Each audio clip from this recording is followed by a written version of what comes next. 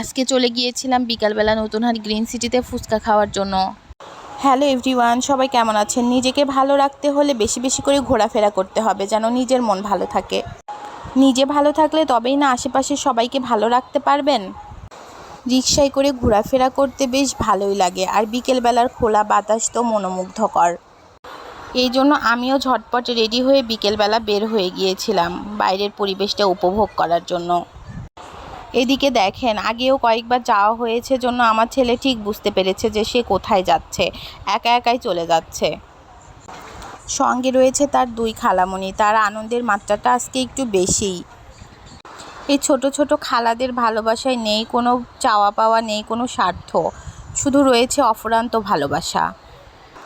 সারাটা দিন ঠিক এইভাবেই আগলে রাখে আমার ছেলেকে এরা। আমার ছেলেও তেমন মামা খালাদের ভক্ত হয়েছে। খালা মামা ছাড়া যেন কিছুই বোঝে না।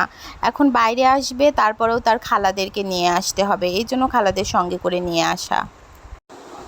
এখন বসে থাকলে আমার চলবে না, আমাকে ছাড়ো বলছি, আমি এখন বাকিটা ঘুরে দেখি কোথাও কিছু ফেলে দেওয়া যায় কিনা, নষ্ট করা যায় কিনা, সেটা এখন ঘুরে ঘুরে দেখছে।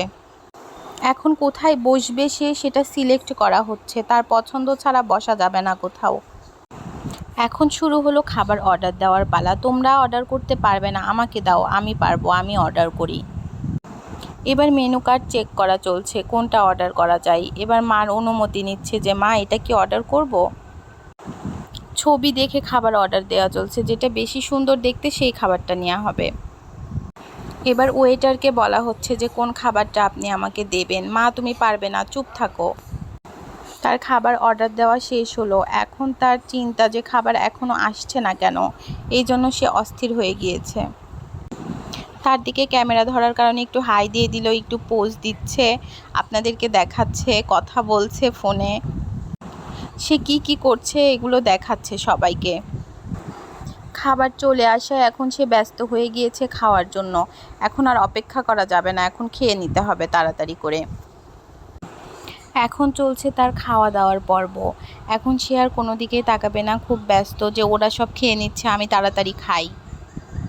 এবার আমাকে বলছে মা তুমি বসে আছো কেন, তুমি একটু খাও।